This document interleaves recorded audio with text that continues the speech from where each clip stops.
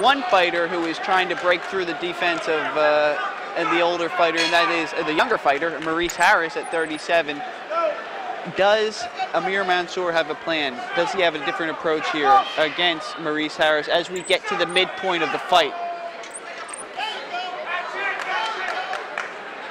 Mansour is moving the correct way, but he's throwing right hands. He needs to throw some straight lefts. He's taking his right hand out of the game by being over there and landing.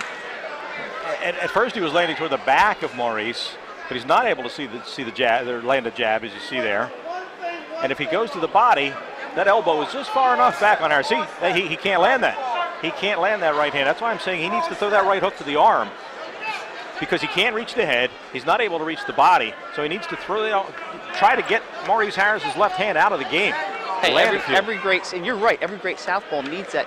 If you can't land that straight left against a conventional fighter, well, you know, that certainly weakens your attack. I can't believe that he's not landing that straight left against Maurice Harris, and we haven't seen it all night. That looks like it's, you know, Maurice might still be quick, but I think that straight left is going to, I don't care if he hits him in the head or if he hits him in the chest, it's still going to disrupt that offensive movement as Maurice now is coming forward.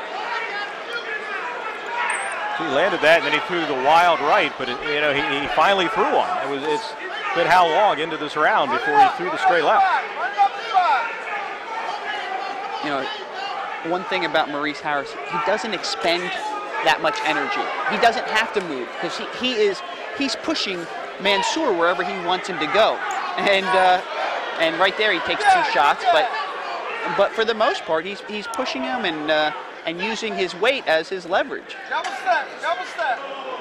And normally a lefty, a conventional fighter, has a hard time landing a jab against a lefty, but Harris is able to do it. You see the puffy eye of Mansour, puffy right eye. He landed low there. That's what the delay is.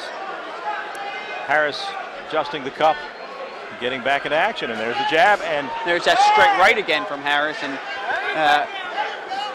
Mansour counters him and takes him against, well, doesn't take him against the rope, but he comes off with about 5 or 6 wild hooks. He's still now they clinch. And the one thing we don't know about Mansour is, does he have late power, especially against somebody as experienced as Harris?